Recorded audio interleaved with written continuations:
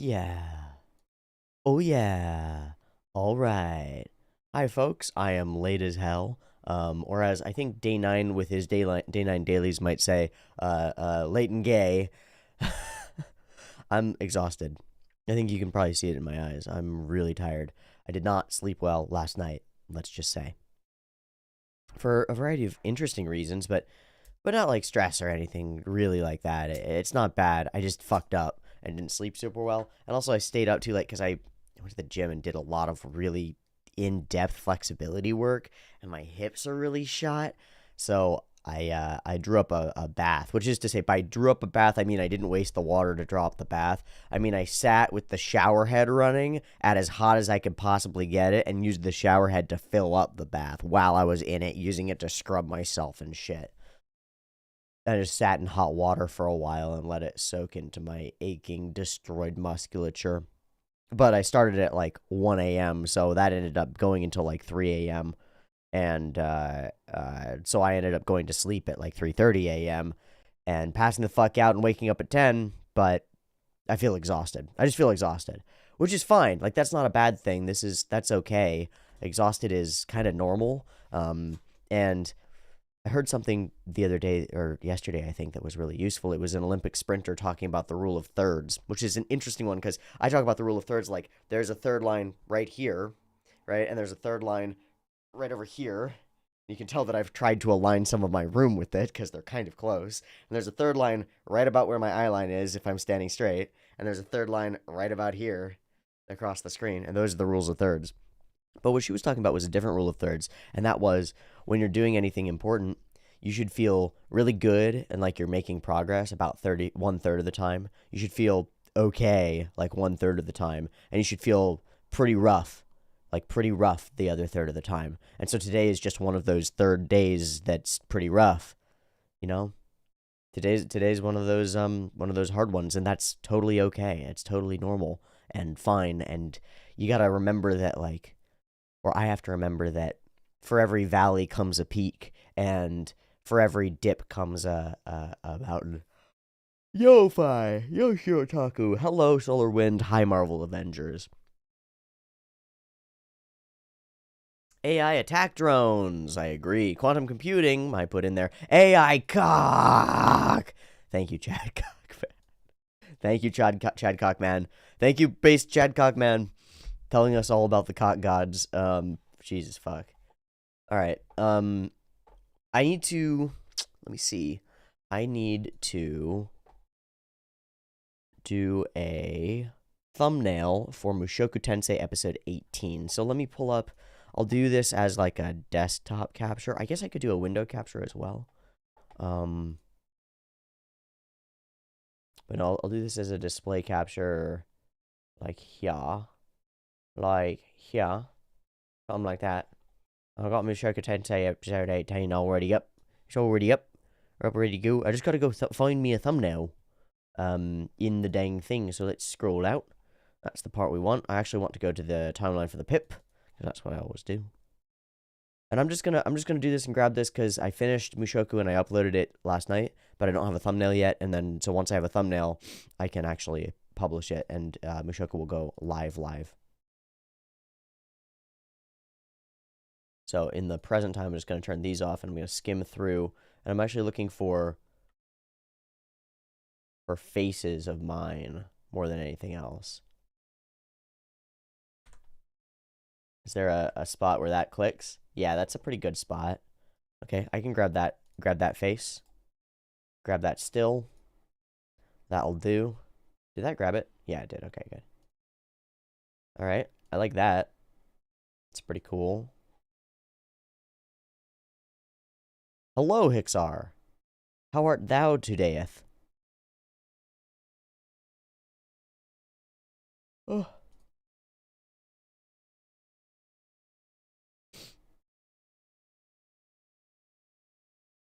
Keep running away. Let's let this update for a sec. This is me trying to figure it out. Hello, pretty good. Good, I'm glad. Trying to figure it out face, trying to figure it out face, uncertain face, memory face. Finally, the revelation about telepathy comes in because I'm an idiot. Oh.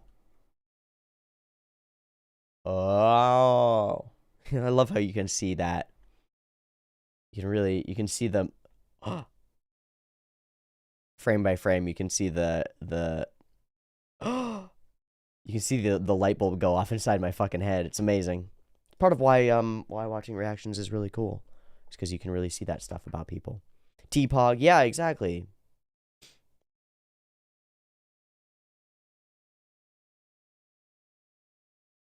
Okay, the tears break. Relationship is reborn. I actually think that little moment with Babayam is probably pretty good for an overall thumbnail for the episode. Wait, did I double the length of this like a fucking idiot?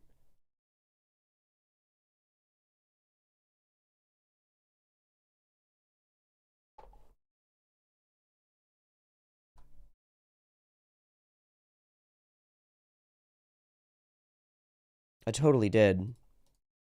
Holy shit. Hold on, we should be back. Yep, we're back. Okay. OBS full send. Full died right there. That was nutty.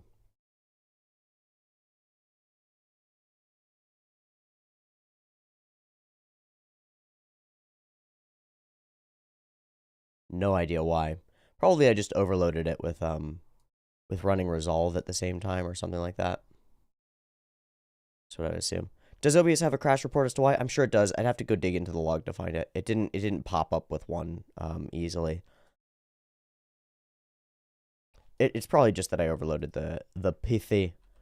It happened as soon as I opened VLC and OBS and DaVinci Resolve at the same time, so I'm gonna guess that it was just that the GPU overloaded.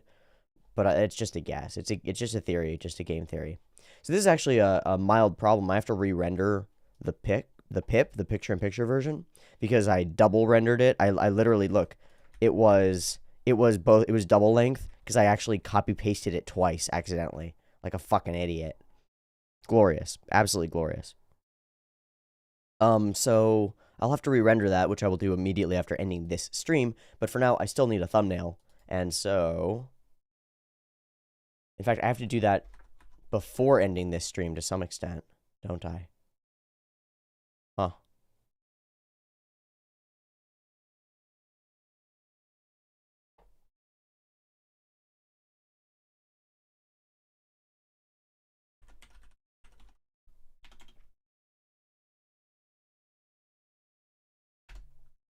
Or I have to do it before I can upload the thing effectively.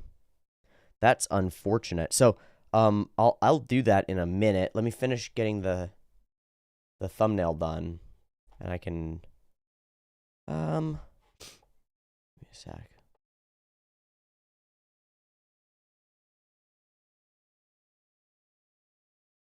Come on, File Explorer. You're not a broken boy.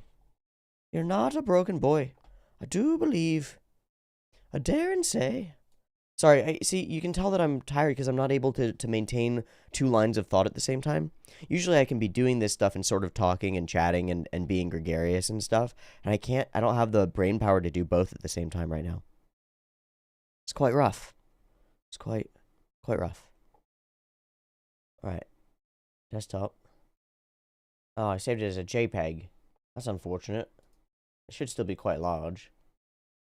Open with GIMP. Good.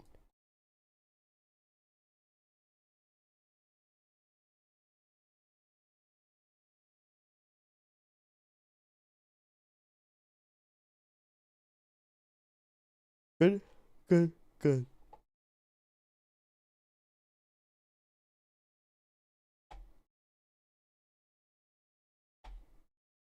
Jealousy, up and in by jealousy, up, open up your eager eyes, 'cause this is the price I pay.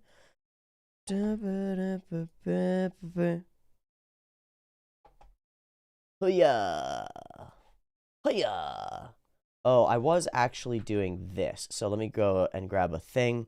So the whole thing is 1920. This brings us back to rule of thirds. So 1920 by 1080, this is 1920, okay? So if I make this box 640 wide rectangle. And you can see at the very bottom it says rectangle 640 by 1094. 641, 642. I want it to be exactly 640.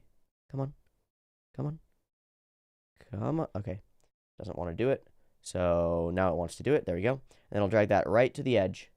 Nope, right to the edge. Then this is exactly 640 pixels, which is exactly 1/3 of the whole thing. So this is 1/3, that's 1/3, and that's 1/3. Okay. So then I've been thinking about doing this because it would make my life slightly easier, but also more difficult sometimes. It depends on where I am in frame and how I'm framed in the thing. But if I do this, then I can just duplicate this layer, duplicate layer, and I can go add alpha channel. I can do Control-I, delete. And so that is all of that. Cool. And then all I need to do is do this.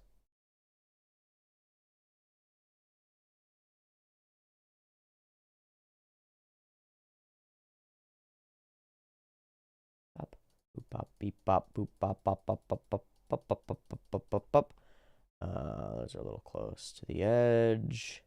I don't want too much darkness in here. Not too much darkness. Gotta walk the fine line between brown and black.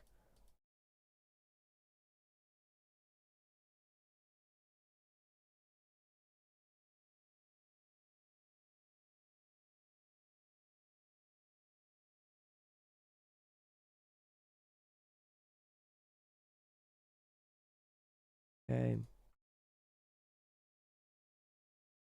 Oops. Let me add alpha channel, add alpha, and delete. And then I want to delete this stuff in here. Boop, boop, boop, boop, boop, boop, boop, boop, boop, boop, boop, boop, boop. Boop, boop, boop, boop, boop, boop, boop. And you might ask, why don't I use the grab and go filter thing? So let me just do this. I'll duplicate the layer and delete that. So what I've just done looks like this, right? Okay, so it looks like that. Really clean lines. When you use the grab and go-ifier, this guy, the auto selection tool, it ends up grabbing too much stuff always, and it ends up making weird borders. So I can bring the threshold way down, or I can bring the threshold way up. Wait, oh no, it's down. Yeah, bring the threshold way down, and it'll become more refined. And bring it down a little bit further, and it'll be just this black area, and that's pretty close. Okay, so we grab it a couple times, and I delete that. Oh, delete it here. That's okay. But look, the lines are all rough and shitty. And I don't like that. It doesn't look good. So instead, I use this one, which when you actually grab them, the lines end up being clear. And then I do alpha deselection. Then I do select border 2 so that it selects the area around there. And I apply a slight blur to it. Blur, Gaussian blur, apply. And then that just blurs it out so that it's a little bit fuzzy. See? Nice clean lines. And then, wait, why? All right, weird. Select border 2, filters, blur. I'll just repeat the Gaussian blur. Pow. And then it's all nice and slightly blurry. I can just grab this and I can merge it down. And I can grab it all and grab Mushoku thumb temp. And we're good to go. Rockin' and a rollin', baby. Rockin' and a rollin'. Rockin' and a rollin'. Are there people still watching? I don't see anybody in chat, so I don't know what's weird there. Oh my god, Alexei. Alexei, are you a robot?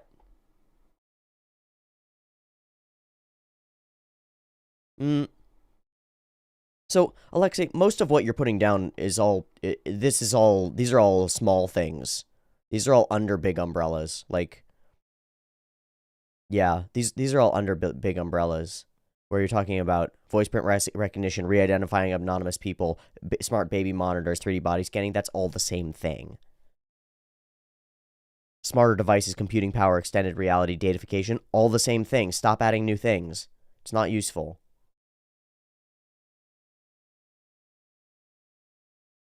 Out of curiosity, on Brew 24, when you were slightly dosing and you asked if we thought you acted differently, did you ever rewatch it yourself to see if you could spot any differences? No, because I wouldn't be able to, as far as I could tell. Yes, I am. I don't want to think. Okay. You are a robot, you mean. I see. Well, the issue is that all these, yeah, artificial intelligence and machine learning, that goes up here. That, quantum computing, genetic engineering. See, you've reposted those instead of hearting the things. Neural link, brain machine interfaces, absolutely.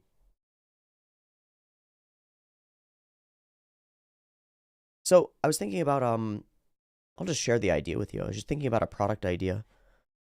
It's a simple one. It goes like this. It's an app, or an app service that would be called something like if you then I, or if I would you. I've ideated this for months with a friend, and so I'm just sharing it as an idea. If you then I, or if I would you, or something like that. I don't care what it's actually called. What matters is this: the functional nature of the application is this.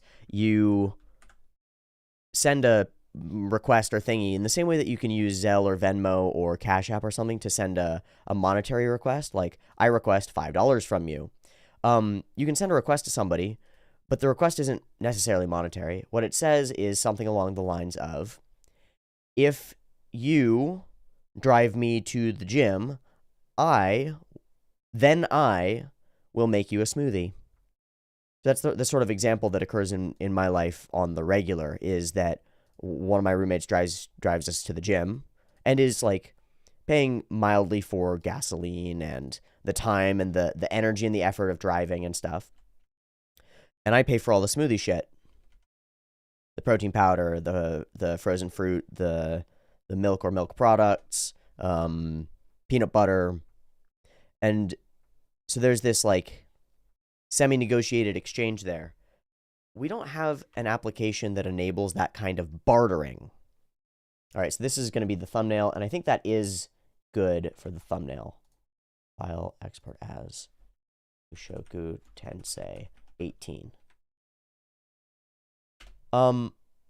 So the idea would be this: I send you an IV or an if you then I, or whatever. And it says, if you do this, then I'll do this for you. Or if I do this, then you'll do this for me. And then you have to accept it, right? You have to, and you can negotiate back and forth in real time by saying, no, I'll give you this for it. No, I'll give you this for it. No, I'll give you this in exchange. And if you universalize it, it can be a financial transaction. So it's like, well, you know, I run into all these girls on the internet who are like, if you send me $5 on Cash App, I'll send you my nudes, right? And I don't want to foster that, but there's a use case there, which is if you send them $5, they send you their nudes. And then what's important, the crucial part,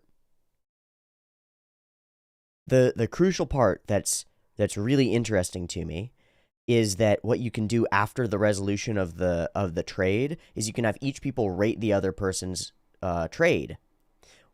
So if I gave you the $5 and you didn't send me the nudes, or you sent me a shitty nude, I could rate you 1 star, and that would be a permanent rating on your If You Then I account, which is, by the way, linked to your bank and stuff, or linked to your credit card or something, because, you know, or somehow identified to you. I don't know. I'm just ideating. I'm just thinking, okay? So I'm not trying to be restrictive, but it would essentially be a reputation.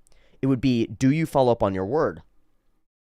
I made an agreement with this person to drive me to the gym, and then I would make a smoothie, and he didn't drive me to the fucking gym. 1 star.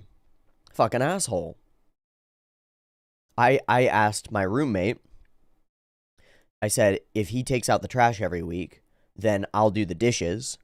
And I did the dishes, and he didn't take out the fucking trash. 1 star. Asshole. Or 5 stars. This human being actually followed up on what they said that they would do. And we've got a record going back that says, Sounds like the Black Mirror episode almost. It does, like 15, not 15 million merits, but the reputation one. But it's not quite like that, because instead of being a direct rating of the person, it's only when you engage with them in an accepted, mutually determined, consensual exchange of favors or ideas, because you can't rate them unless the both of you have accepted the trade. Right? Like I can't rate an Uber driver unless the Uber driver accepts my ride and then takes me on the ride. But it would be universalizable. It would be universalizable. Hi chat, hi T. Shu says, "What are you talking about?" I'm just spinning off application ideas. I have one for generating like trust-based bartering systems, rating people. I mean, yeah. It in a Gumball episode, for sure, absolutely. This is down that road. But I wouldn't want it to be like a rating of person or a trust rating or reputation, because it's reputation in that episode. But it is also a reputation rating. It's just one built on actions and reviews of actions. It's like you go onto Amazon and you purchase a product, and you do this trade. The trade is I give this shitty Chinese company $18, and they send me a teapot, right? So the teapot gets here and it's a piece of garbage, and so I go on and it falls apart. I pick it up by the handle and it falls apart. So I go on Amazon and I go, piece of garbage, 1 star, okay? And then there's a rating and a reputation, and that teapot won't sell as well because people won't buy it as much because I've rated it as such. Similarly, if I engage with a person or a business, so you could you could use this sort of service as the rating system universalized across different retailers and stuff. Because I went to this retailer and I paid them for a frozen lemonade, and they gave me a poop-filled frozen lemonade. How dare they? 1 star, right? And then people won't go to their fucking lemonade store anymore. That could be really valuable. And then because data is everything, right? Like data science is everything. All of the data that you get around the trust that people have in each other and the types of interactions that they make, the types of things that people are actually trading, you find out at a very base level a lot about the economics of the world on an individual level. And so that data is probably hyper valuable. And it's probably hyper valuable without having to steal the individual data of individuals. But what about fake reviews? So that's the thing. Amazon lets you review things even if you haven't necessarily purchased the thing. The idea would be you would have to mutually consent to the exchange in order to create the review, right? Now, there would definitely be ways that people would try to fuck the system. I 100% understand that. And those would have to be dealt with anyway. But those aren't a reason to stop.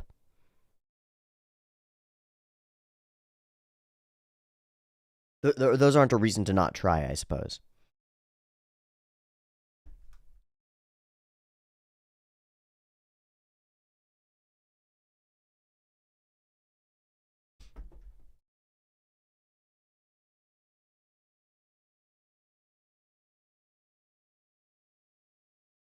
Ooh, when working at a restaurant, I would always go on TripAdvisor to see the reviews of our place. I could look at any negative reviews, look at the rotation, I assume, and know exactly who it was talking about.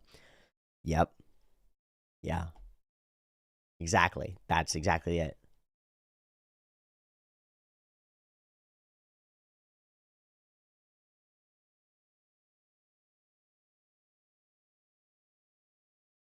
All right, I have to. So I experimented with my overnight oats this time. Look at that shit.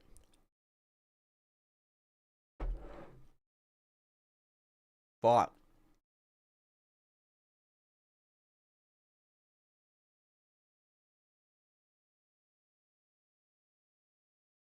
That's awesome. So this time it's got some cacao nibs in it, peanut butter, a bunch of oats, some blueberries, some goji berries, a little bit of super fine shredded coconut to add some more fat. Fuck, that's good.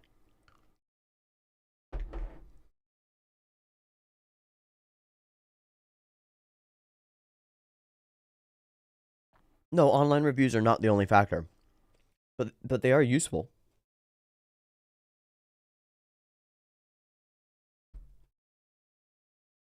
I bet if you looked at your gym on TripAdvisor, you can find some great complaints. I'm gonna do that. TripAdvisor.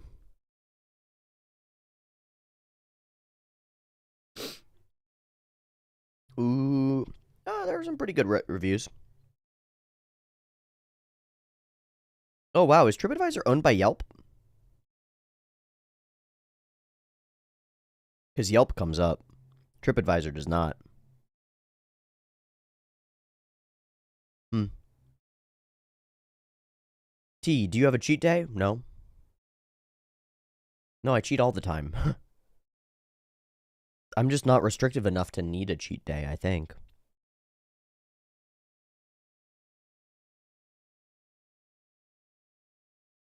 Oh, I fucking hate Yelp.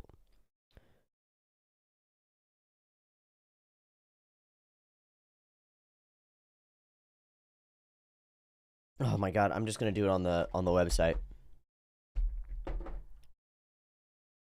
You guys can't see this, right?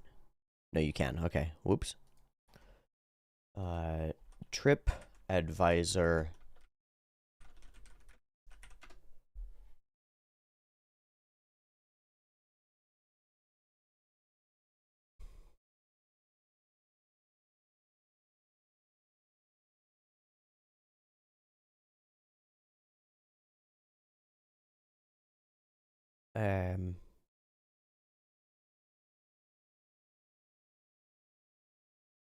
Wow.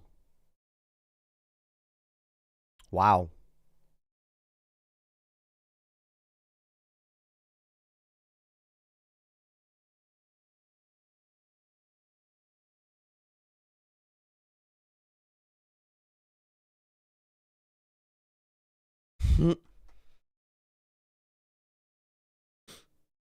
Wow.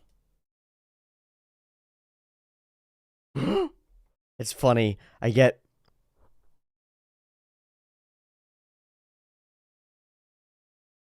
Wow.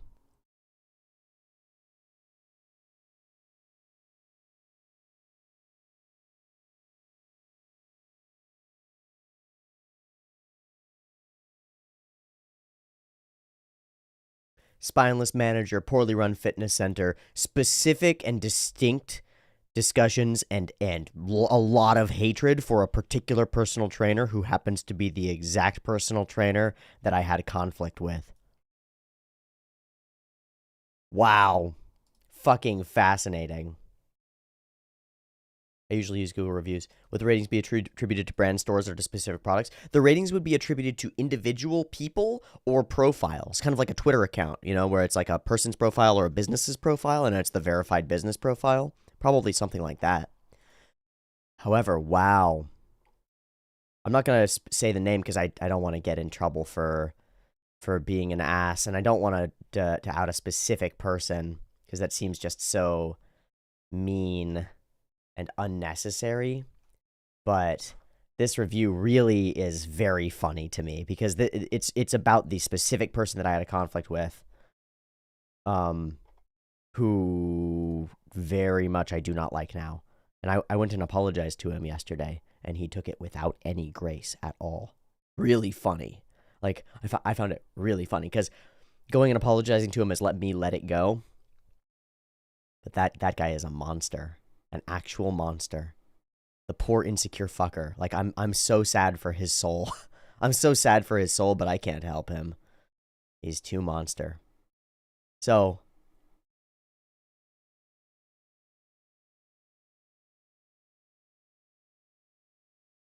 I love this one. The only part of my experience that felt above a 5-star review was an individual at the front desk who had great interpersonal skills. On the other hand, there were personnel on the training team that really rubbed me the wrong way. My training session was cut short because the trainer didn't even know I was coming in and still charged me for the full hour when we started almost 15 minutes late. There was no structure at all within that training. I was just following him while he seemed to be literally playing around with different equipment. I've watched him do exactly this. Not to mention how he kept aggressively talking about how much he does not like the training manager. I don't blame him because when I told the training manager, who is the person I'm talking about, actually, about this unprofessional training session, that individual straight up just gaslit me into thinking I was just a nervous wreck who was new to the gym. Of course I'm new to the gym and I'm nervous, but he just invalidated how unprofessional and how bad this experience was, especially for the price they charged. They literally will not give me my near grand back, stating that I only had 4 days since signing up to cancel and receive a refund. Uh-huh. Uh-huh. Uh-huh. Fantastic. I'm actually just going to search for a name in here.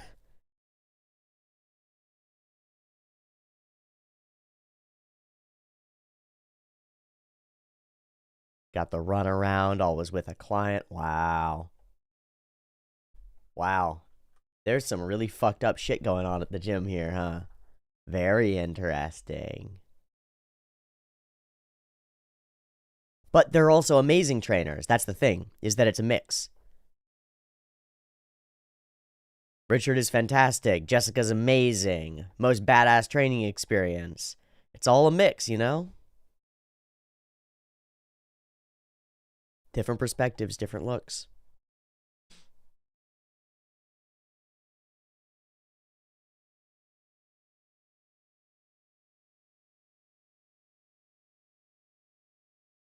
Told you can easily tell who the reviews are talking about. I mean, they were literally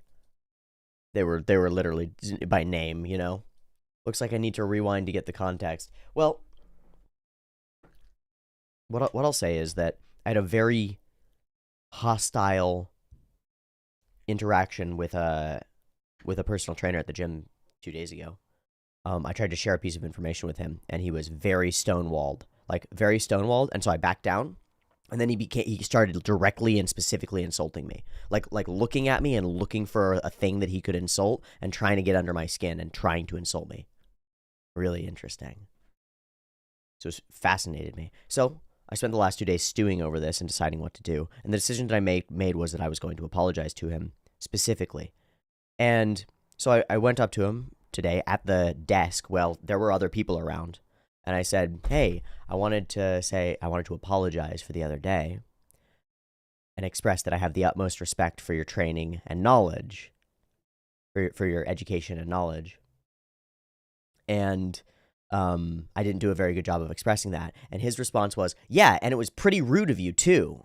That was his direct response, word for word. Yeah, and it was pretty rude of you too. Especially to talk to me while I was blah, blah, blah. And I just went, whoa. Okay. And then he went, and what you said was wrong.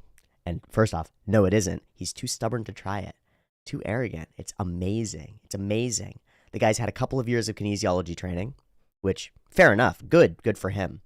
Now, here's the thing. I've had a couple of years of kinesiology training, too. And most of what I got from school in kinesiology doesn't work. It's not useful.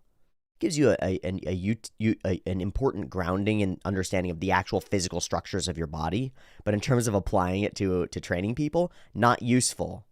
So I know where he's coming from, and I know that he doesn't know what he's talking about, which is fascinating. But he doesn't know where I'm coming from, and so he has assumed that I don't know what I'm talking about, and that's fascinating because the thing that I was trying to show him was simple. It's you get into a deep squat and you push your legs inward and you push them out with your elbows, and that facilitates a stretch reflex in the abductors? Ab is away. In the adductors, you stretch the adductors so that you can facilitate movement in the abductors. Okay. And he was going like, nope, doesn't work. Doesn't work. There's no way. It's impossible. I know. I already know everything. I already know that this doesn't work. So I just said, okay. And he went, okay, man, have a nice night. Wow. It's the first time in a long time that I've come face to face with malice, with somebody who's... Did you try to communicate that you knew too? No, because as soon as you do that, it just becomes a pissing match. It just becomes a pissing match because he doesn't care, because I don't have a degree. So that's what he had said the other day. He had gone, have you squatted 400 pounds? Do you have a kinesiology degree? I have a kinesiology degree.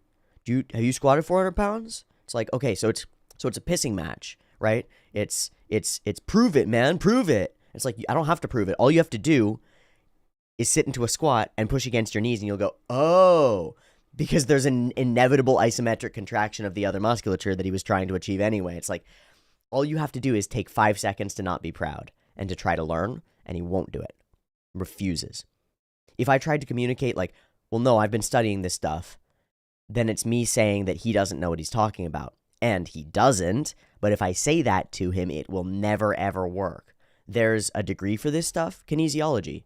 That's literally the kinetics of the body. Yes. Is he an old dude? He's younger than I am, I'm sure. I think he's probably 24.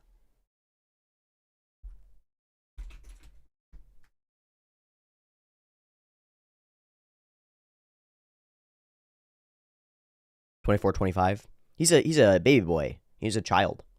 And he acts like one. So, and that's the thing, like, once I said the apology, it's essentially the emotional content of it is gone from my mind. I don't care anymore. The rational frustration is absolutely there, but it's not the irrational, like, anger that I had before.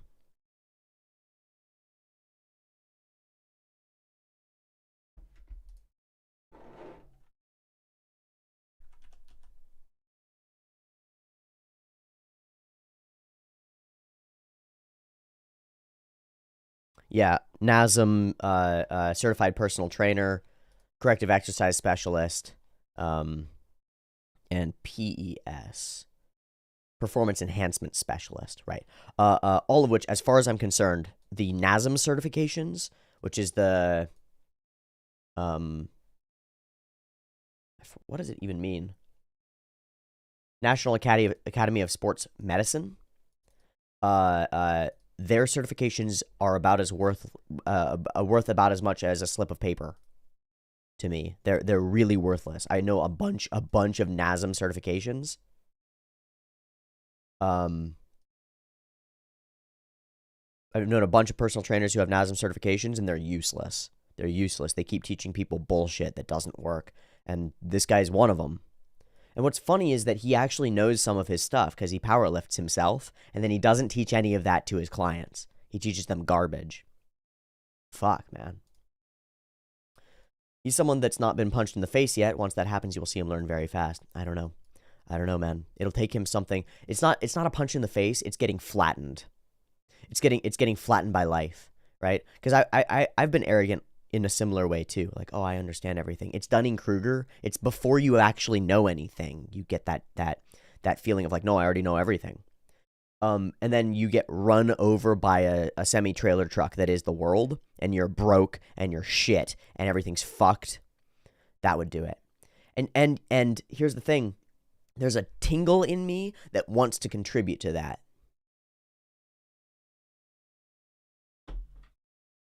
You know, that wants to go and lodge a formal complaint in the system and be like, listen, this personal trainer attacked me personally with malice, intending to harm me because I tried to share information with him and he got really pissed. And then when I went and I attempted to apologize, he continued to be rude and insensitive. And then right behind him on the wall is a sign, a poster that says, "This is a judgment-free zone." So it seems like his actions don't line up with the philosophy of the place that he works, and maybe he shouldn't be working there. And that's the thing. I could absolutely contribute to harming this person, and I don't want to, because it's not going to do anything. It's not going to be helpful. So the best thing that I can do is build myself as best I can, with no malice, you know? Just because a year ago, I was nowhere near where I am now. And a year from now, I'll be nowhere near where I am now. I'll be somewhere so different. And that guy is going to be right in the same fucking place. So that's the great, you know, if I wanted malice or catharsis or some kind of ha-ha, then all I have to do is work for it and watch. Because the whole thing, you know, the thing that he was like, have you squatted 400 pounds? You squat 400 pounds, bro? No, but I'm not that far away and I weigh less than you do, right? Like I weigh about 130 pounds and you weigh about 180 and you squat 400 pounds and I squat 315. It's like, not that far off, man. So I look forward to just crushing him in my own mind, right? He's not even an obstacle. He's not even in my way. It's just, he's just a fool on the sidelines. And maybe he'll get it together and become a full human. Maybe he'll self-actualize and realize that he's capable of causing destruction, realize that he's got a shadow that's monstrous, and realize how to take control of it. I hope so, but I'm not going to be able to reach him because he doesn't like me. Actually has contempt for me. Contempt. And so that's the thing, is that, as you guys are saying, he enjoys being stronger, so he doesn't want to teach them, just wants to show off that he's better than them. Maybe. I don't know that that's the case. Certainly ego is part of what drives most people who lift. It's like wanting to be stronger. But I get the feeling of this. I feel like this trainer, this teacher, that's what he's meant to be, has contempt for all of his students, for everyone who's in any way he believes is less than him. Has contempt for them. And that's a bad place to be. It's a bad place to be, because you can't teach somebody if you're sneering at them. If they walk into your gym fat and slovenly and you go, you, you're gross. I don't want to help you. Go fuck around with the resistance bands for a while or something and pay me money. All right. Yeah. Fuck you. So that's the feeling that I get from this guy. And I've watched him train, a couple dozen people. Gone about my business, haven't communicated, just watched, just observed. And he's really not good at it. And he doesn't pay attention. And he doesn't diagnose them effectively. And there's a comparison, because I'm becoming pretty good friends with the buffest trainer at the gym, by far. He's this pretty tall black dude who is absolutely bone dry shredded all the time. And his musculature is there, and he is in balance. He's like serious business. And he's got, I see pictures of him benching 300 plus pounds, squatting a bunch. And when I watch him training people. First off, his trainees come back, and I see them and his trainees become regulars, and his trainees are in the gym and they're working. Okay. And then he's got them working hard. And then every time I see them, they're lifting more weight and they're more mobile and they're doing more difficult movements. And so I said so to him the other day. I walked past him and he was like, hey, we've got this sort of rapport, because he sees me squatting and he's like, you're doing the squatting thing properly. And I'm like, yes, I am. And so I came to him and he basically said that. It's like, always good to see you squatting. I went, it's always good to see you training. The people I know you're a good trainer, because the people you train keep getting stronger. And he went, oh, man, fuck yeah. I feel that. And he fist bumped, like real, yes, thank you. That is what I dedicate myself to. And just paying attention to it and noticing it and pointing out the thing that he's working on that really matters is exactly it. It did the thing. Regarding contempt, the line of love those who do not deserve it because they need it the most has kind of struck me over the years. Do you think there's a limit to where your love should reach? So that's my struggle for the last couple of days, because I've tried desperately to grow into compassion for this man. And I've been at war with myself for the last couple of days, because I rationally want and need compassion for him, and I emotionally want to rip his eyes out and shove them down his throat. I'm not going to, to be clear, I'm not gonna do that, but I'm very aware of the capacity within myself for rage. And I am incensed by that sort of behavior.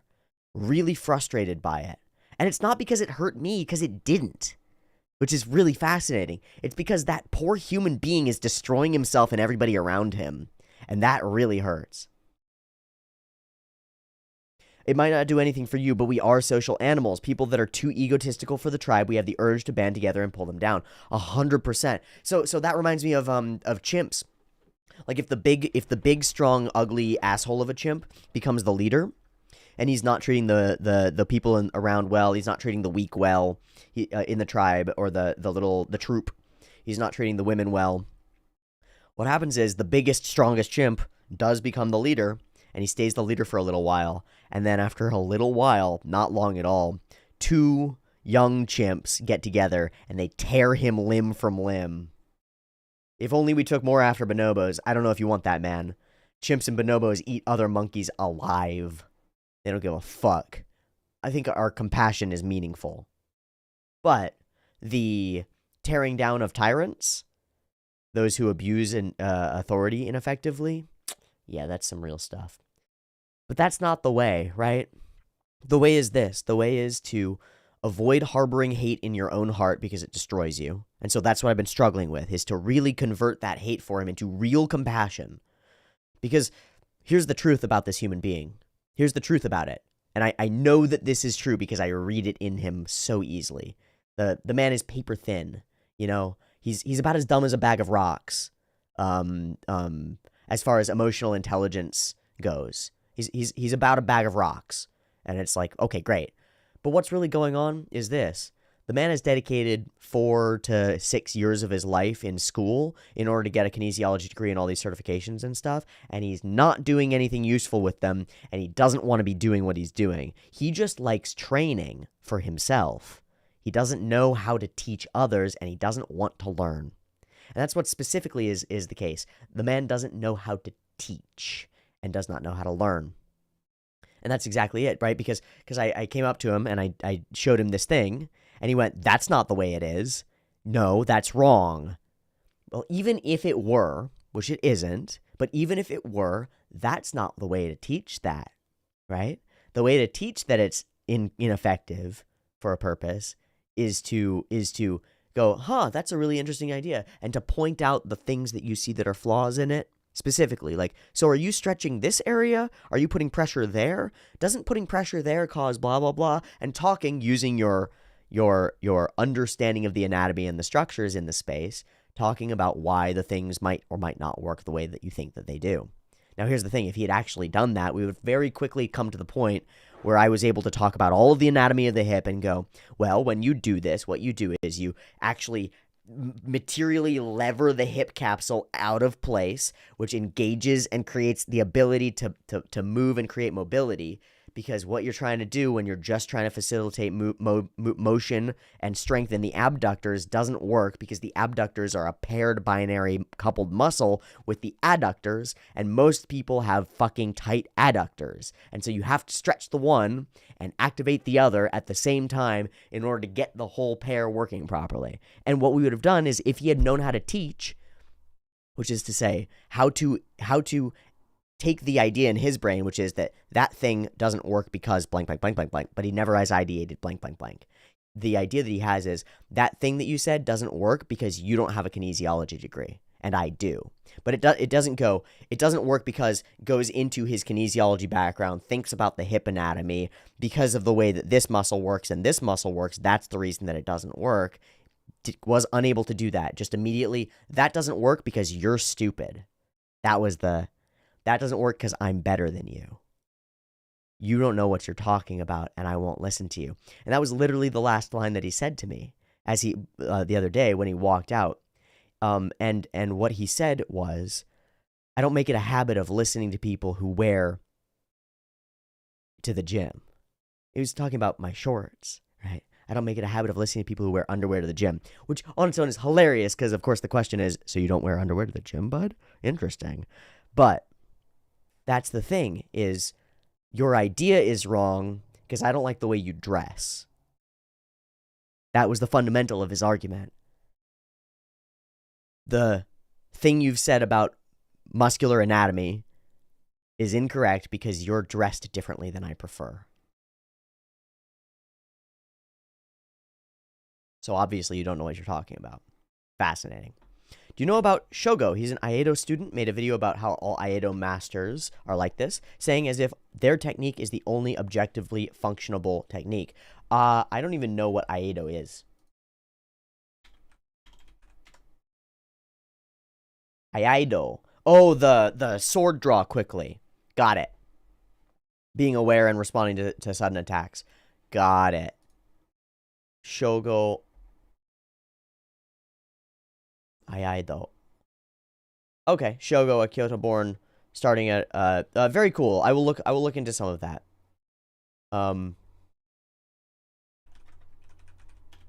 Masters Ariant. A trainee reveals the true colors, something like that. Okay, cool.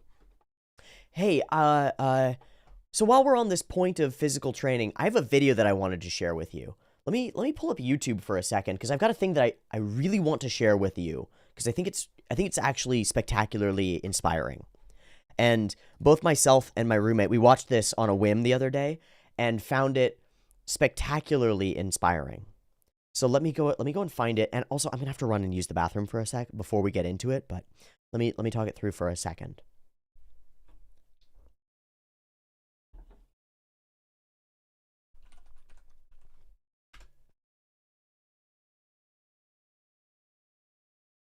The shoulder is the most.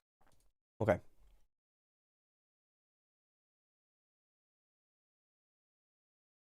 So I found this to be really interesting because I was very curious about this video. Oh, this should be. Where is it? Should be browser.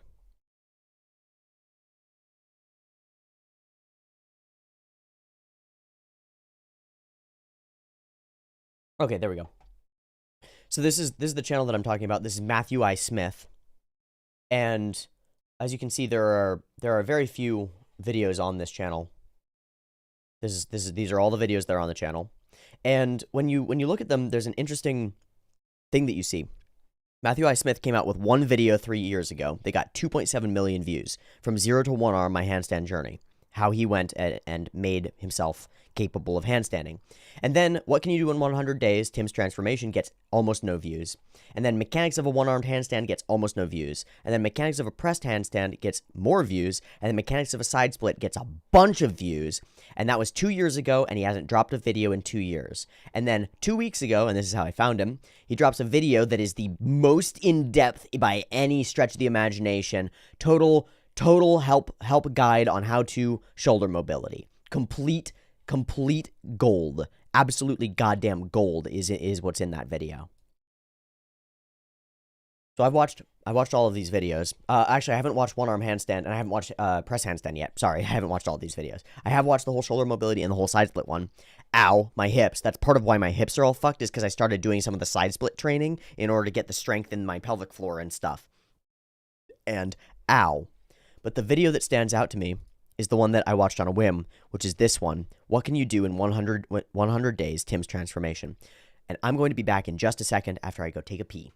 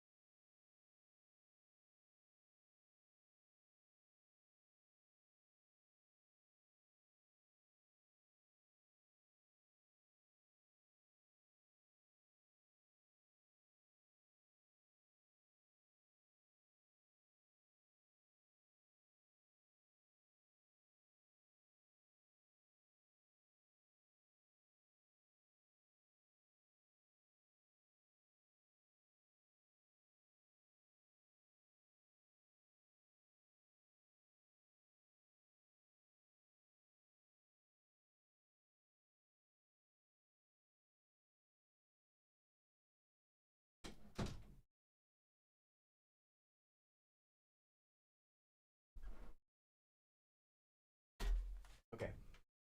We're back. We're back. We return. We return. T goes to P. T and P out. TNP. Yep. Okay. Hello, hello, hello, hello. So, my friend and I watched this video. What can you do in 100 days? And here's the thing. This video should have 1 billion views. Like 1 million views. It really should. Because it's spectacular. And I want to show it to you. Because I would like to contribute 20 views to it. And now listen. This, by watching this video, this is shilling Matthew I. Smith. And MatthewISmith.com. Who does coaching and toolkits and stuff like that. If you want to go pay for them, go and pay for them. I'm just interested in the content. And there's a bunch of free content that's specifically by this person about how this can work.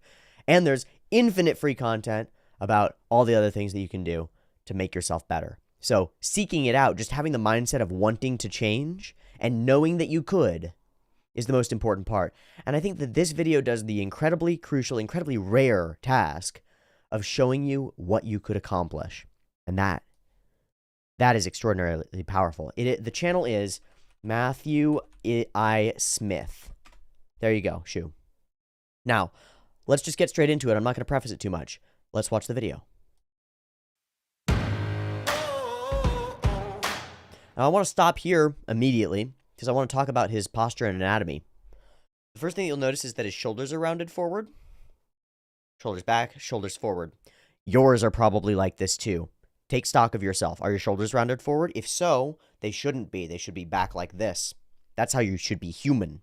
That's how you human, okay? Second thing, look at his shoulder blades and the way that they pop out of his back. And his whole head is hunched forward and rounded forward. Yeah, classic. Classic stuff. Also, his whole neck is misaligned. It's off to the side of his body. Like, actually off to the side of his body. His hips don't work properly. You can actually see, given his pelvic tilt, that his butt isn't in alignment with itself, which is to say that the core mass-driving section of his body isn't in alignment. And what that means is, you might not realize this, but if your hips aren't in alignment, your cock isn't in alignment. And that actually affects you sexually and reproductively and potentially your hormone levels, which is fascinating to me. But literally, he's way out of alignment in a dozen different ways. Shoulders all fucked. Tight chest, flabby center mass. Okay, great. You see where this guy is? Probably he's in a better place than a lot of us. Given that he's got some muscle underneath him. He's not obese. He's got some muscle underneath him.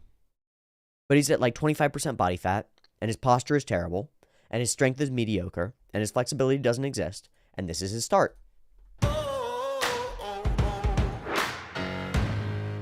25% fat, inflexible, couldn't handstand, elbow lever, back lever, press handstand, flag.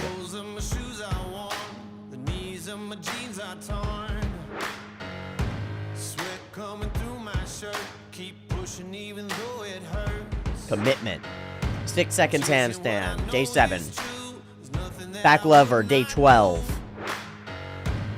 10 seconds handstand, day 13. Back lever hold, day 17. Hold on. Just want to show you this, because this is noob gains, okay? And remember, he started with some muscle underneath. So some people are going to go, well, but he already started there. And you're right, you're not wrong. He dropped 6 kilos, dropped 5 kilos, 11 pounds in 20 days. And most of it's water, obviously, okay?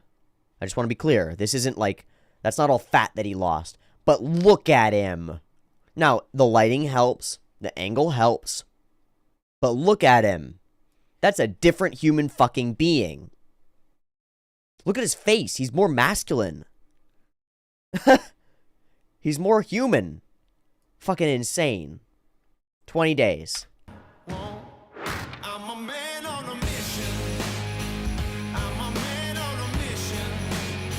Flags are getting there. See, this pisses me off because I can't do a muscle up, and I looked at this and I was like, fuck, maybe I can actually. Maybe I don't know shit about myself. Maybe I could do a muscle up. I can do that. I can do that flat on the ground. Look at this guy in the back, just holding on one hand. 5 muscle-ups. I also just want to show you something. I just want to point something out that people don't think about very much. This dude is going to the gym for himself to go to the gym. But look at where he's at. There are all these smiling people around. There are smiling people around. All these other people working. And women. And women. Beautiful ones. Beautiful women. All around him. Wow. Abs are showing. Straddle flag gets there. Full hands behind heels. Full back lever. This guy in the background just watching him. Fucking tuck planche push-ups. Almost. Hold that. Keep holding. Go on, fight it, dude. Fight. Keep fighting.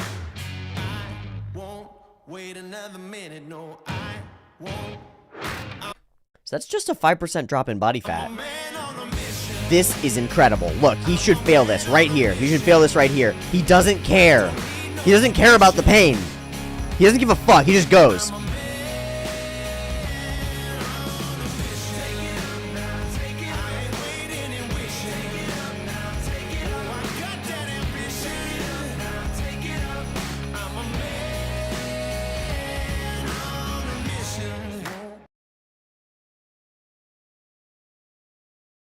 Okay, there we go. Wow, internet drop. Go back one sec. Fucking asshole. So different. Wait another minute, no, I won't. Yeah. I won't wait another minute, no, I won't. I'm a man on a mission. I'm a man on a mission. I don't need no permission. I'm a man on a mission. Jokingly try straddle press. It's not that far away. You jokingly try to push your boundaries.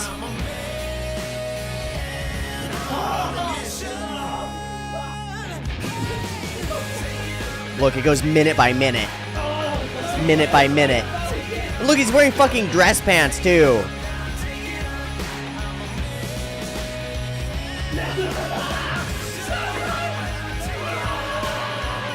You can just feel the love in the room, right?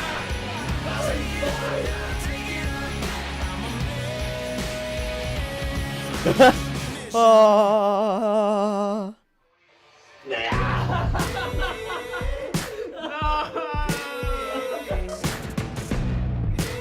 2 hours.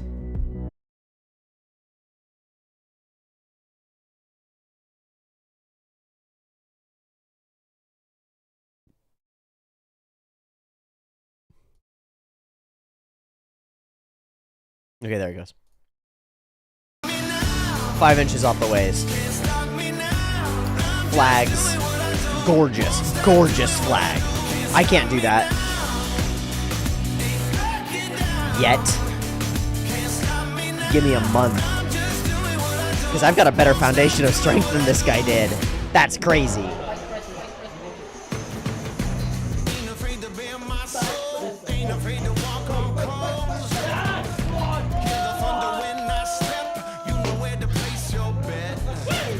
Exceptional. Totally different human being. Look at all these guys just out there dancing around, jamming to each other's success. Big goals, working toward the stuff right now, but I'm nowhere near it yet. See, that's the thing, man. It's not as far away as you think it is, EC. It's not as far away as you think. It's so dope to see. I agree. Because it's like, and it pisses me off. It pisses me off because I haven't put in the 100 days.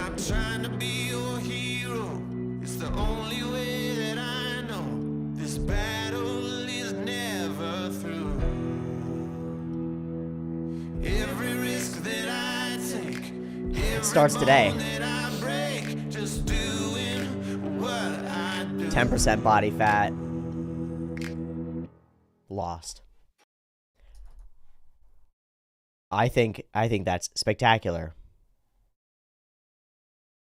Oh, everybody's going on about the Liver King getting caught lying. Let me look that up. I mean, everybody knows that he was a liar from the beginning. If you weren't already on the Liver King is using juice train, then you're a fool. But let me just do Liver King lie. Oh, admits using steroids. Oh yeah, that's it. He admits to using steroids. Yeah. No, for sure. If you didn't, okay, hold on. Let me just be clear about something. Let me just be clear about something. This is not the kind of body that you can build without juice, without the sauce. Not at his age. You can't do it. And here's the thing. I've been watching videos that have brought up Liver King for forever. Let me go to YouTube. Let's just grab Philion. Give me the third eye of truth, bro. If you want, this is easily digestible, stupid ass content. Is Philion with the third eye of truth. The third eye of truth joke, by the way, I really like this idea. Philion has a big mole on his face. On his head. See, he's got this big mole right there. And so he calls that the third eye of truth. But lots of people seem to love his supplements. Lol, did people think that bod was natty? No way. Yeah, people are stupid, dude. Steroids, a lot of people don't realize that almost all of the fitness influencers are on juice. Fitness influencers. There you go.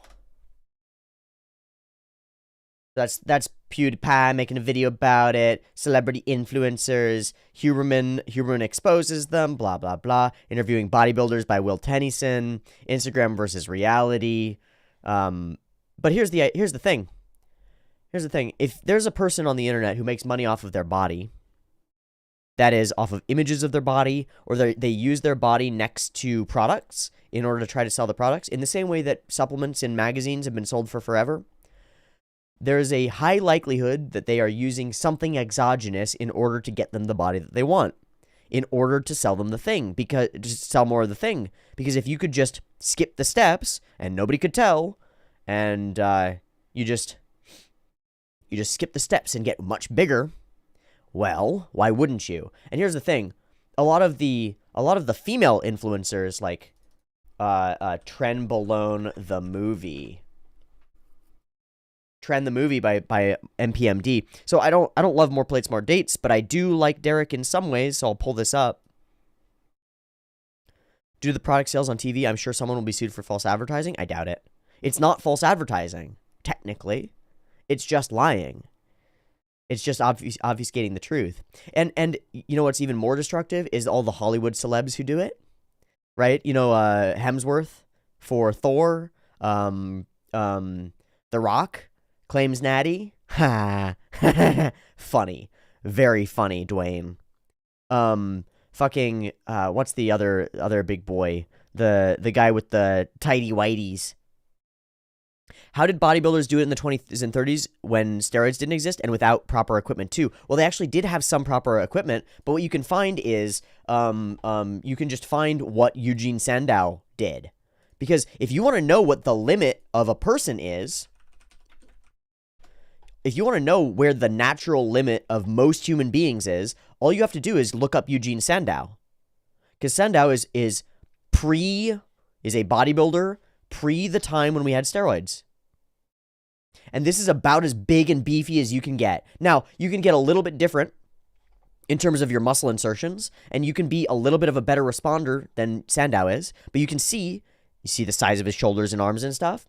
Specifically, do you see the size of his trapezius, the neck muscles? These guys? These ones that do this? You see the size of them? They're like there, but they're not bulked out. Fitness influencer male. Bingo. So here's Jeff Seed. You see his traps? You see his trapezius muscles? They're boinked. Okay? And his shoulders are boinked. See all these boys? Various fitness influencers. Now, actually, if you look at Athlean, athlete maybe on TRT, but his trapezius muscles aren't exploded. This guy, that's Wheels, right? Is that Larry? It might be Larry. Larry's on the sauce. Whoever this is on the sauce. Whoever this is may or may not be on the sauce. That guy is on the sauce, baby. Dwayne The Rock, baby, is on the sauce. That guy's looked like his head has been cropped and put onto somebody else's body. Yeah, for sure, man. For sure. Now, of course, saucy, saucy, saucy. Juicy, juicy, juicy. Juicy, juicy, juicy. Actually, potentially not juicy here in the middle. Juicy on the right. Juicy on the left. Maybe not juicy in the middle. If they've got DBZ traps, lol. Yeah, and the reason for that is this. The trapezius muscles and the deltoids actually have more androgen receptors than most other musculature. You see this in women. Female CrossFitters. You see this in women and in like CrossFit athletes. Their traps and their shoulders explode in size. Look at her fucking traps. Look at that. You see that shit? That is because she's using exogenous hormones. Now, women can be beefy. Women can be beefy. Women can put on muscle. And some women put on way more than others, significantly. This is the sort of person, this is a very, very achievable natural physical form for a lot of women. Very achievable. This, with the traps all beefed out, is a little less achievable. It's a little bit of a question. And so you have to question whether, if this person's entire life, because this is Doris' daughter,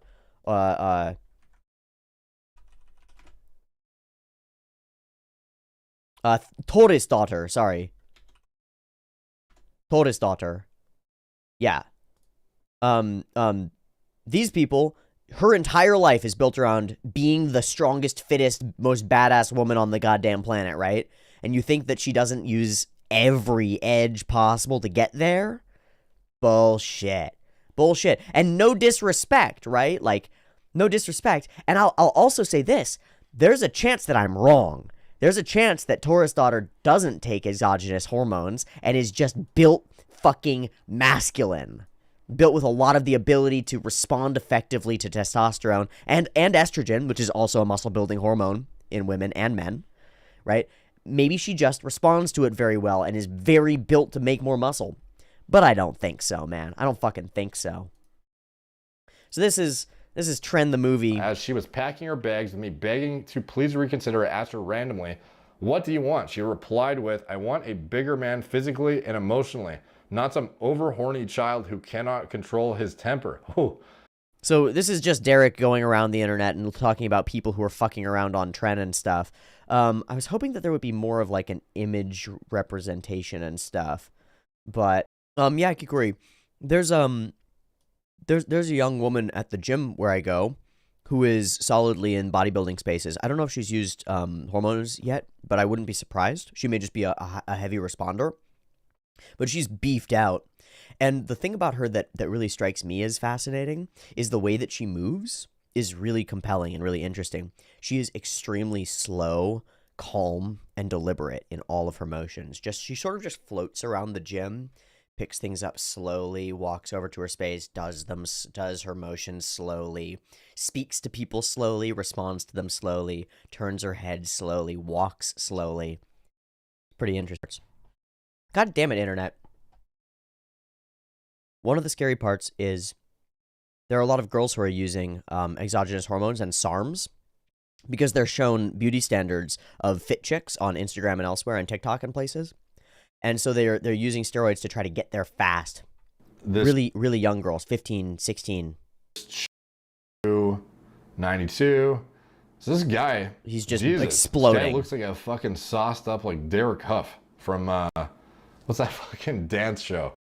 This guy, goddamn guy, like same person.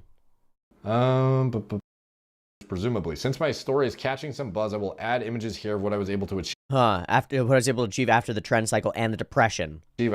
After the first lockdown to go heavy on recomposition to show myself that I still. Right. So when he says gyno is gone with the wind, he grew moobs, he grew titties because your body, when you put too much exogenous hormones into it, it responds in weird ways. The day are the last But he tore apart his body. He tore himself apart, and he achieved some things that he wanted. Recomp 2020 on RAD 140 and Carterine. SARMs recomp. Using more SARMs, more drugs. SARMs recomp, yeah. Destroying his back with acne. Man, looking fucking solid. And yeah, no, he's looking solid for sure, but it's not the fucking way, man. It's not like this shit. When I look at different types of body types, shoulder is the most mobile I see people who are like set of joints in the entire big chonker men, big chonker folks, and then I see people who are articulate and flexible. body. It can move in a vast range of directions. And I want despite that. having this impressive potential, why do so many people struggle to increase their I want that. shoulder mobility and flexibility? Your shoulder is made up of form your practice and rate of progress. I want to be able Whether to you do want that. more I want to be able to do efficient that. pressing, straighter I want to be able to do handstand, that. Bigger, more stable moves in climbing. That's the shit that I want. I want to be a beefy bulk boy. I want to be strong and resilient and capable. I play the Guardian Tales game, and abs on women in that game is the biggest fan meme. I'm gonna look that up, even though I shouldn't. Abs Guardian. Oh, yep. Stronco ladies. Stronco lady babies. Muscle mommies. Abs greater than titties, but titties equal to titties. I see. Yes. Yes, very well. Valid. A valid point. I have always found the midsection of a woman to be one of the most interesting parts of her. Always have. Don't want the bull strength, want monkey strength. Exactly. I would like to be a very articulate, powerful chimpanzee. Which is to say, exactly what I am. I'm just better at it. I would just like to be better at what I am already. That would be very good. So with that, as we peter out through the stream, my questions to you are these. Ignore all the testosterone stuff. It doesn't really matter. The question is this. What could you do in a week, a month, a year, 100 days, perhaps? If you really dedicated yourself to one thing, anything. Now, we just looked at a bunch of examples of what you could do to your body. And I think that's the best place to start because it's, well, we know a lot about the body. We know a lot about what specifically works. And we know that altering your physical behaviors alters your mental behaviors more effectively than trying to do it the other way around. Trying to change your mentality so that you alter your physical behavior doesn't work. Altering your physical behavior alters your mentality, and that works. So start with the body and start getting it aligned up. Start pushing it hard.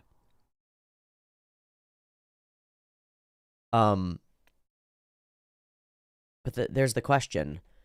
Whether it's with your mind, with books, with learning, with knowledge, whether it's with classes or coursework. Like, again, I just want to mention this again. So let's take any subject in the world. I did this earlier with a friend who was talking about, yeah, maybe he went, maybe I want to go back to school for engineering or something. Maybe that would be kind of cool. Would be to go back to school and get a degree in engineering or in physics or something. And what I did was I just did this. Physics lectures. Oh, look, all the Stanford physics lectures. Would you look at that? You want to know the physics? Now, here's the question. Do you actually want to know physics, or do you just want a piece of paper? Because if you just want a piece of paper, you're going to have to pay like $140,000 for it. Because that's what it's going to cost to go to a really good school and get that piece of paper. And they probably won't even let you in, because you're probably too stupid to go there. Most of us are. However, if you really care, you can watch all of the lectures from Stanford on all of physics. And all it's going to take you is time. And you don't even have to watch them. You could just play them in the background and absorb 1% of it. If you just played it in the background of your mind while you're going about other tasks during the day, and you absorbed 1% of it, how different could you be? Or, for example, I would actually recommend this set of lectures instead, because these are glorious. These are just beautiful and very helpful. These are the set of lectures at MIT by Walter Lewin, who is one of the greatest teachers of all time, as far as I can tell. And you should go and watch these lectures, because they cover everything from basics of of how to study, how to measure, how to deal with things. Like the first thing that he says in this lecture. Fuck. I'm Walter Lewin. I will be your lecturer this term. In physics, we explore the very small to the very large. The very small is a small fraction of a proton, and the very large is the universe itself. They span 45 orders of magnitude, a 1 with 45 zeros. To express measurements quantitatively, we have to introduce units. And we introduce, for the unit of length, the meter, for the unit of time, Immediately. He's just second, in it, right? and for Seconds. the unit of mass, the kilogram. And you can read in your book how these are defined and how the definition evolved historically.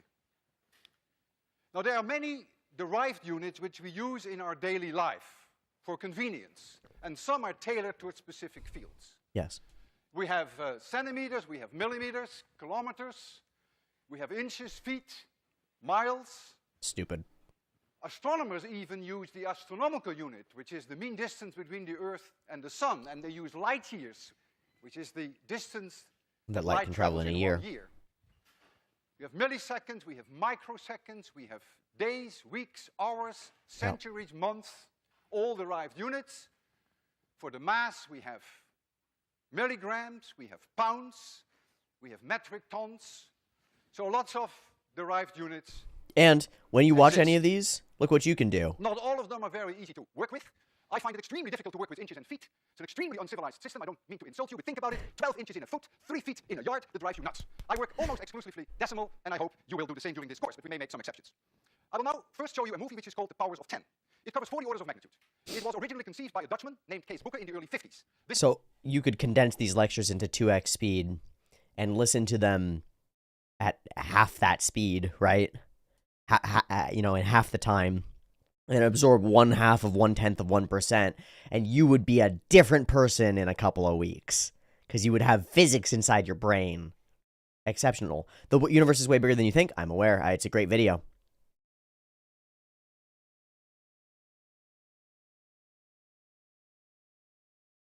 You can learn or change a lot in 100 days. Like riding a unicycle looks so hard, but you can learn it in just 10 to 15 hours. You can learn to do a Rubik's Cube in about 1 to 2 hours, right? You can do almost anything. Your brain is so capable. It's so capable. It's exceptional. So, as we head toward the end of this brew, that's what I'm leaving you with. What's the thing? What's the thing that you'd like to be different at?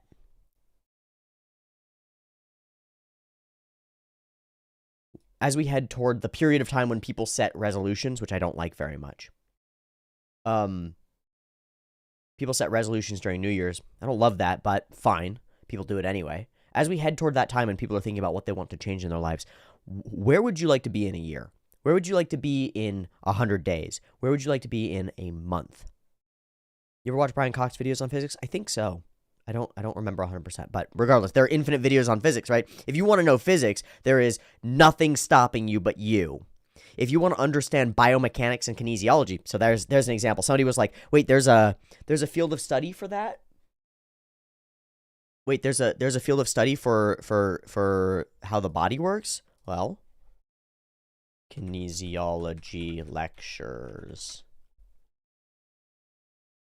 Oh, kinesiology lecture playlist.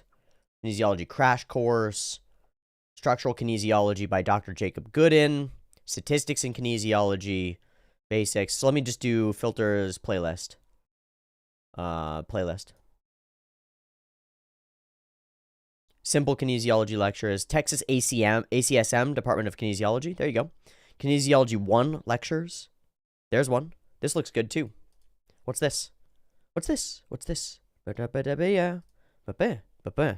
Oh, this is Alaikum to all. not going to be as useful, but still, it's somebody going through a book that you would have to buy, a textbook, right? And showing you what's in it and talking it through, which is fascinating and useful. Bunch of lectures on kinesiology, and here insights into biological biomechanical stuff, structural kinesiology, how your muscles work, the movement patterns, 7 fundamental movement patterns. So here's a basic idea that probably is important for all of us to know. In this video, I will tell you about the 8 fundamental human movements. Okay. To categorize movements... Squat, hinge, lunge, push, pull, brace, and then locomotion, which is walking. Yep, that's exactly right. So what's the squat? It's all of this. It looks like this. And if you can do all of these motions with load, with weight on you, then you can become strong in every possible way. The hinge is like a deadlift. This is favored by a lot of... The push is press and press. The pull is row and pull up. Pull, and then the what is this? The brace is bracing in your core and holding your spine together. And then finally, locomotion is just walking. Walking, running, cyclic movement, anything like that. You can just find all of this information. Fitter and healthier. I really need to get on top of that. There's something stopping me. I'm a biologist. My 2 best friends are a chemist and a physicist. If it ever got out I learned some physics, my friend would never shut up. Good! Then what you can do is you can send him the lecture playlist on... What you should do actually is a trade. Like, you know how some people do this on Discord servers and stuff where they're like, well, I'll watch this show if you watch this show. Right? And so we do a forced trade with each other. I'll watch this show you've been trying to get me to watch if you watch this show that I've been trying to get you to watch. So you find a biology playlist and you force him to watch it, or them to watch it, and then you go and you watch a physics playlist, and then you talk about physics with him, and he talks and teaches you physics, and you talk and teach biology to them. And then all 3 of you grow. All 3 of you become not physicists. He's too selfish for that? Are you sure? How do you know? Have you tried? How do you know? Now, I believe you. I believe you. I'm not trying to undercut your knowledge about your friend, but there are ways to manipulate, not evilly, not manipulate, but to guide people in different directions. And sometimes sacrificing of yourself is the way to do that, and making a compromise that's like, I'll do this if you do this. Yes, you say, Kikuri. You're wrong. You are incorrect about this person. I tell you this now. I believe you about your friend. However, you are wrong. Because I'll bet that person does want to know more about the world in every possible way. You just have to find the direct way. Oh, I would definitely manipulate him evilly. I've tried. Okay. Regardless, my point is this. In 100 days, who could you be? How many books could you have read? How many new ideas could be inside your brain? How much further could you run? How much more could you do? How much weight could you lift? Could you stand on your hands? Could you do a full squat? Could you do a partial split? How many yoga poses could you unlock? How many difficult positions of your body could you accomplish? Could you accomplish the ability to sit cross-legged on the floor? Now here's a question. A real significant question. Can you sit cross-legged on the floor without being in pain? On a hard surface on the floor without being in pain? Because I can, and I couldn't a couple weeks ago. I've had to work on it. 100 days, I think I could reach Super Saiyan 3 maybe. Yeah, if you had a hyperbolic time chamber. So how about that? You get a hyperbolic time chamber. Let's say that you did. And you get to spend 100 days in it, and when you emerge, whatever you do inside those 100 days is who you are. Okay? And it takes no time at all, right? You close your eyes, you go inside the hyperbolic time chamber, you come back out, and you're a different person. Because those days, the real days in the real world will go by like nothing. So what do you do inside that hyperbolic time chamber? What do you train? Do you train your mind? Do you train your body? Do you train it all? Do you train your emotions? Do you train your ability to push up against things? What do you train? And then, well, go start training as though you're in a hyperbolic time chamber, because you actually are. All it will take is 100 days. Do you remember where you were 100 days ago? Probably you were nowhere different from where you are today. Probably nothing has changed between 100 days ago and now. Probably almost nothing. Now, in my case, a lot has changed in the last 100 days. 100 days ago, I was a very different person, and I had a different economy. I had a different way of doing my business. I had early access still running. I hadn't taken the LSD yet. I was in a different place completely, top to bottom. 100 days later, and I am a different person. I've read like 3 books. That's not even a lot, but I've read like 3 solid books, and I've watched maybe 40 or 50 real long, in-depth, analytical, science-based podcasts, and I've just incorporated that information into me, and it's mine now. And my lifts and my flexibility have gone from one place to another place. And even in those 100 days where I've dedicated myself pretty effectively, I have not dedicated myself effectively enough, which is to say not 100%. I haven't been like Vegeta and pushed myself to the end. I haven't done it. So now I evaluate my next 100 days, the next training block of my year. What could I do? What could I do in these next 100 days? How much stronger, better, faster, more stable, smarter, more rational, more emotionally resilient, more capable, more hero, more protagonist. How much more hero could I be in 100 days? Because in 100 days, you can go from a loser to a hero in 100 days. EC says, I don't want to boost your ego too much, but encountering your content toward the end of October has sparked a lot of change in me. It helps a ton to be in this community that values positive change. Awesome. That does nothing to my ego, because it has nothing to do with me, right? You see, it has nothing to do with me at my ego. Because what I get out of that isn't a bolster of my own ego. It's genuine love of seeing other people succeeding. That's what I get out of it. It's not me. It's altruism or love. Like, not even altruism. It's love and joy at seeing you succeed. Oh, what is that? What is that word?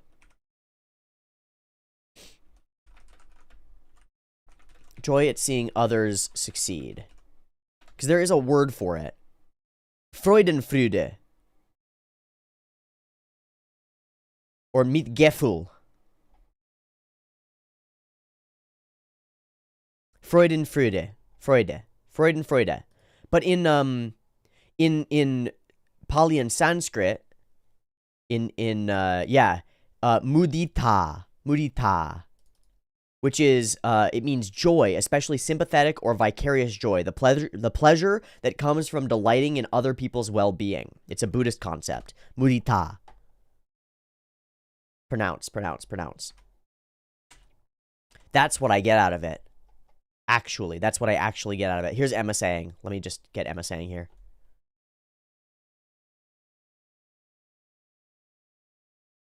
Mudita. Hindi. Mudita. Mudita. Hindi. Mudita. Hindi. Okay. Cool. Good to know. Agape is close, because that's that universalized love, 100%. But mudita in the Buddhist way, that seems right. Agape is more like compassionate love, right? It feels not quite right. Let me check. It's the fatherly love and then the human reciprocal love. It's close. That's close for sure. But specifically, I'm not talking about the love exactly. I'm talking about the taking joy in watching the specific successes of others. It's the opposite of Schadenfreude. Because that's it. Schadenfreude is when you take joy in the pain of others. You Freude in their Schaden. You feel joy for their pain. Joy for their shit is the actual wording as far as I can tell. Freude for their shitten, right? So when somebody falls down the stairs, you go, and that's Schadenfreude. But when somebody climbs the stairs and reaches the top and goes, yeah, you go, yeah. And that's Freudenfreude or Mudita. That idea. Love without discrimination. But and I see what you're saying, Bisses. I 100% like that. But I think we're talking about a more specific concept. I worry that it seems to be German. Well, the Germans have a lot of words for a lot of things, which is useful. But the Buddhist word mudita is Buddhist, man. It's ancient and it's in Hindi. So fucking not Nazi there at all. Schadenfreude don't. How about? I agree. So that's what I'm saying, EC, is that this doesn't boost my ego. It boosts my feeling of being part of a community that fosters positive change, which is exactly right. How do you write the Buddhist one? It's mudita, but there's an accent over the A. There's a long symbol over the A. Mudita means joy, especially sympathetic or vicarious joy, or the pleasure that comes from delighting in other people's well-being. The traditional paradigmatic example of this mind state is the attitude of a parent observing a growing child's accomplishments and successes. Mudita should not be confused with pride, as a person feeling mudita may not have any benefit or direct income from the accomplishments of the other. Mudita is a pure joy unadulterated by self-interest.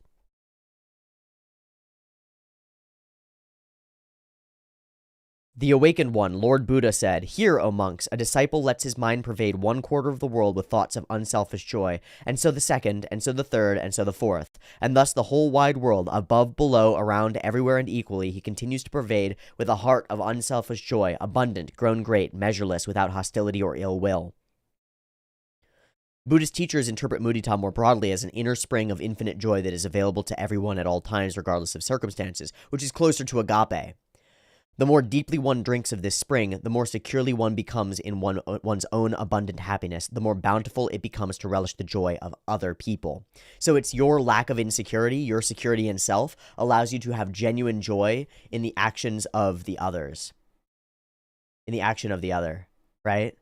To have, because you're not insecure. So the insecure person looks at the succeeding other and goes, ugh, and is envious and resentful and hateful, and sees it as a reflection upon their own failings. But the successful person who is confident and calm sees the success of his friends or her friends, sees the success of those other humans around, and goes, yes, as one tribe we grow strong. Mudita. Mudita, mudita, mudita, mudita, mudita. Stupid. See, stupid. I'm a fucking idiot. I love it. Does the item spark joy? If not, throw it away. So that's what's her face, Marie Kondo's idea, and I do like that idea. It is joy specifically stated a different way, and a very useful idea indeed from Kondo. Certainly, I should probably pick up more information from Kondo. Oh, by the way, I'm probably gonna go read this now. I don't think I'm gonna do Gundam today. Just to say that outward, you can go post about this in the Discord. I think Gundam is a no today because I might just need the day for the rest of the day. So I'm gonna go. I'll go post in the Discord. I won't make you do it. I already posted that I'm quite tired, so it will be unlikely. Okay, literally, did not sleep last night, exhausted. Yes, I have decided not to Gundam today. I will try to Gundam over weekend. No, I'm not even going to say that. I've decided not to Gundam today. I am too tired. Sleep. Emoji. ZZZZ. Done. Did you try those new rowing techniques at the gym the other day? Dude. I rode on the Concept 2 rower for it was just 20 minutes. I rode a little over 2,000 meters, and and a couple times I rode 500 and then stopped because I was trying to figure out the settings and stuff. God fucking damn it, man. Let me just show you what a Concept 2 rower looks like, because you might just not know. You might just not know, and so let me just show you what the rower looks like. The Concept 2 rower. This is a technique video. Learn how to do this. U.S. Olympians teach us how to row. I don't care. I just want to see it. So this is the rower sort of situation. It's got a big flywheel in here, so that's where the energy goes. You grab this handle, you set your feet up, you slide back, and you push really hard. I actually want to see her go through the whole motion is the important part. Yep, there we go. So this is the full motion of the row. Boom. Boom. And it's already in 2x speed, so let me take that off. Boom. See? So it's a full squat extension, full hands forward into a full row back. Record. Let me do that. So this is Chris Scott on the Concept 2 rower just doing a championship row. So he's going for a world record speed. Oh, he's on sliders too. That's crazy. Just generating as much force as you can into the damn thing. So that thing is spinning and it makes it awesome. Absolutely exceptional. So this is the world record 500 meter. Or this is the world record 100 meter on sliders, which is awesome. Here's your open 2,000 meter race on world rowing. I've never seen anything like this. I'm just finding these cool things. They're all warming up. All over the place, some big names. Bam. Whoop bam. Whoop bam. World audience. Cars riding 21 meters behind him, striding down to 126 split at 38 strokes. Rocking up on the heels, pushing through the ankles, pushing through the whole body. Blowout. It's an exceptional exercise, is what I discovered. Because I had dismissed it as like, I wonder what that's all about. I love it. I mean, I fucking love it. Time to ask your gym for some sliders. Don't need them. They're unnecessary. They might be fun, but I don't need them. All I need to do is go in and get my ass kicked by the rower once a week or so. Because all I need to do is incorporate a little bit of endurance training and some cardio. And here's my problem is that I really don't like cardio.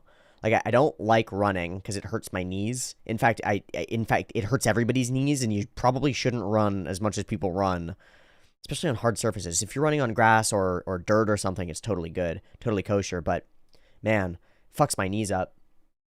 Biking isn't hard enough. It just usually isn't hard enough for me, so it doesn't seem time efficient. I sat down in the rower, and I got rowing, and it took me like 10 minutes to get into a runner's high. And I was like, oh, I love this. I actually really love this. This is really fun. This is what I'm meant for. Super cool. So I'm going to be rowing a lot, and I'm gonna enjoy the hell out of it. Anyway, that's sort of neither here nor there. I keep trying to wrap this brew effectively, so I'm going to just wrap the brew, and I'm going to wrap it by saying this. What are you going to change in the next 100 days? It starts today. So you do one of those things today. One. Like, if you want to be able to run a mile fast, run around your block. If you want to be able to do 30 push-ups straight in a few days, do one push-up right now. Whatever it is, do one thing right now. If you want to read 30 books in the next year or whatever, go read a book. Go read the first page of the first word of a book. Go get it. What's stopping you? The answer is only you, usually. So, what are you going to do over the next 100 days? Who are you going to be? How are you going to change? What are you going to turn yourself into? Because you're a blob of potential. A block of marble. A brick of marble. And from you has not yet been carved a glorious statue. But with effort, and with time, and with the proper tools, you could carve yourself into a statue that would last generations. And that might be worth doing. Because being is good. And being good makes being good. And with that, I'll say thank you for joining me for today's brew. I hope you've enjoyed. It's been a blathery one because I'm tired and in a weird state. So I hope you've enjoyed it a lot. And I'll see ya tomorrow for another Daily Brew. Peace. And as always, I really mean it.